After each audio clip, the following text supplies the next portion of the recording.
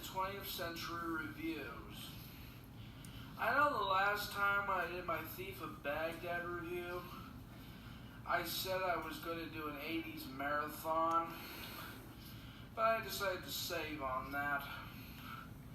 But I will do two 80s movies. On the 4th of July, I'm doing The Goonies. And when Dark Crystal Age of Resistance comes out, I'm doing the movie Dark Crystal in commemoration of Dark Crystal Age of Resistance. But instead, I'm going to do another movie. Remember in my King Kong review when I brought up that there was a sequel? Well, this is it.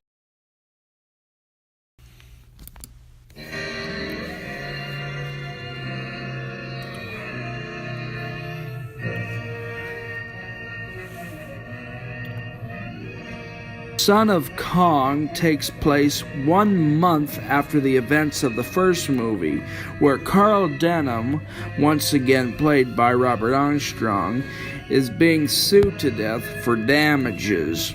He meets again with Captain Englehorn, who's partly responsible.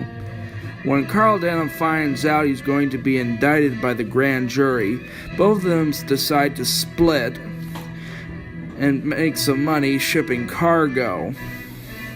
On one of their stops, they go to see a show run by one man and his daughter.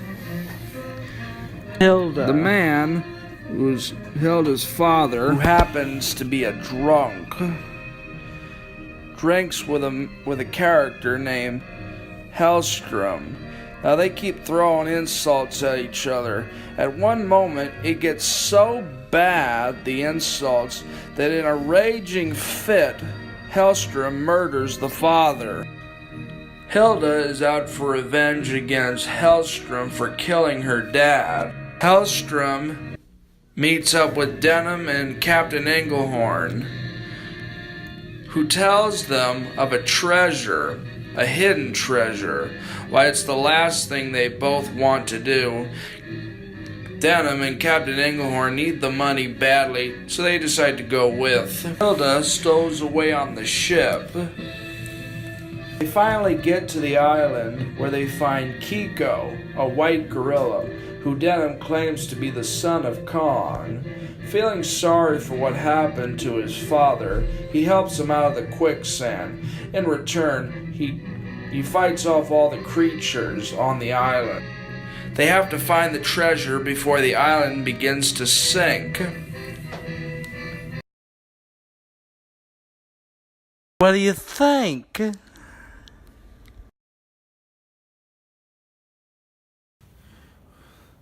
What do I think of this movie, Gary?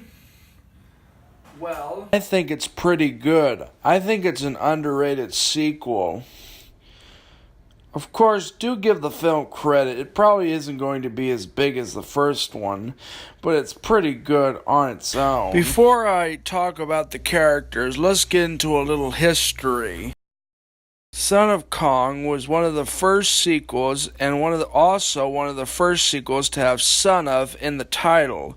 Other films that had Son of in the title was Son of Tarzan, Son of Dracula, Son of Frankenstein, Son of Lassie, and the list pretty much goes on and on and on and on.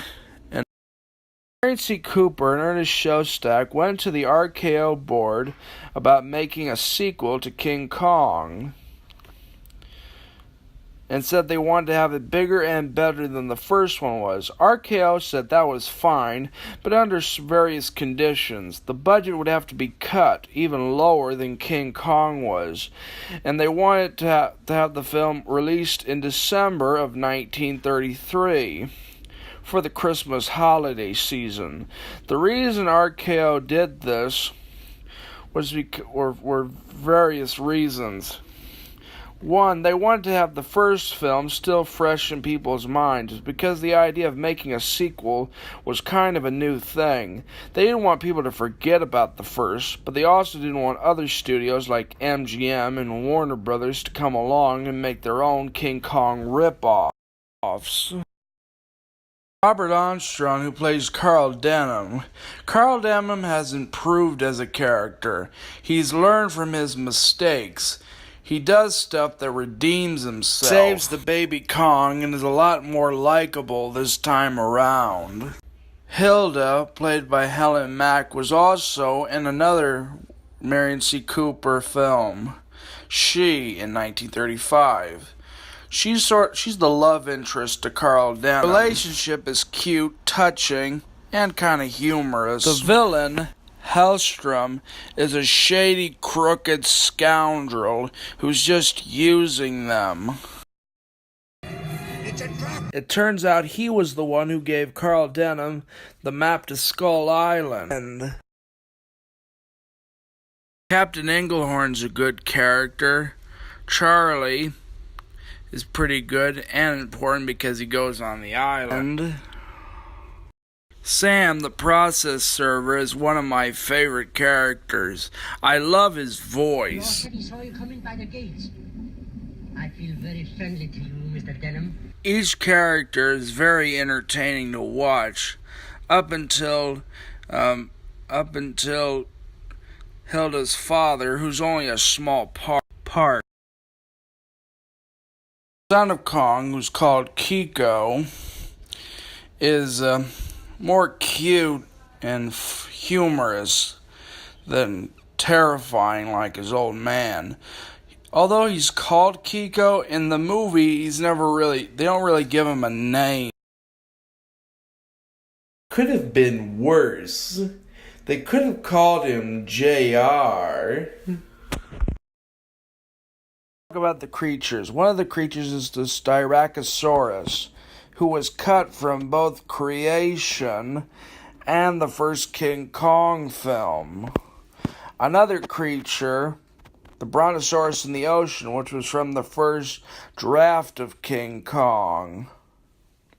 Some of the new creatures are pretty good, like a dragon, which fights Kiko, a sea serpent, and a giant bear, which also has a good fight with Kiko. Oh. I already talked about most of the ups of the film, but what are the downs of the film? Well, there are a few. One flaw is that it takes a really long time to get going. Another flaw is the creatures. Even though the stop motion is still pretty impressive, you can kind of tell it's being rushed. And there are some cartoony moments, but me being the cartoon guy, I find these moments kind of funny.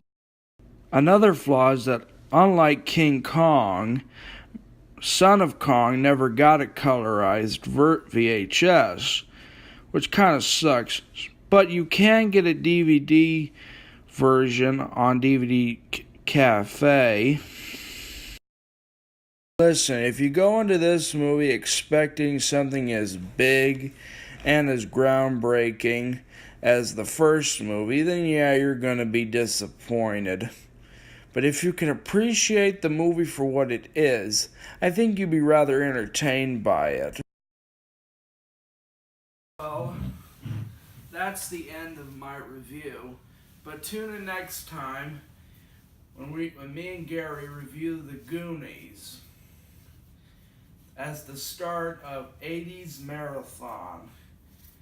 And we're not just going to do The Goonies and Dark Crystal, but in commemoration of Season 2 of Cobra Kai, me and Gary is also going to be reviewing for Part 2,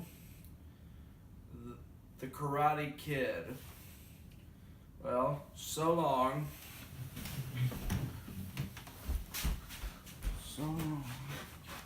I give the film 5 stars.